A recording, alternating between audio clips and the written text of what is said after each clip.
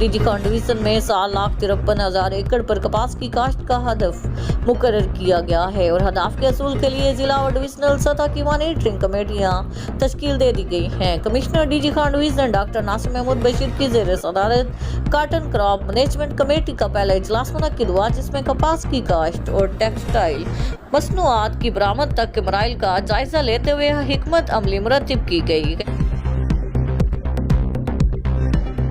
हुकूमत पंजाब की हदायत के बावजूद ईद पर तनख्वाह न देने पर कारपोरेशन मुलाजमीन का एक बार फिर दफातर की तालाबंदी, वाटर सप्लाई स्कीमों डिस्पोजल को भी बंद कर दिया। चीफ ऑफिसर डेरा गाजी खान कारपोरेशन ने तनख्वाहों के चेकों पर दस्तखत न करके ज्यादती की मुलाजमीन का नारेबाजी। हुकूमत पंजाब के अहकाम के बावजूद chief officer municipal corporation Musarrat Abbas की जानिब से तनख्वाहों के बिलों पर दस्तखत न करने पर कारपोरेशन CBA यूनियन और मुलाजमीन ने एक बार फिर दफातर की तालाबंदी करके एहतजाज शुरू कर दिया।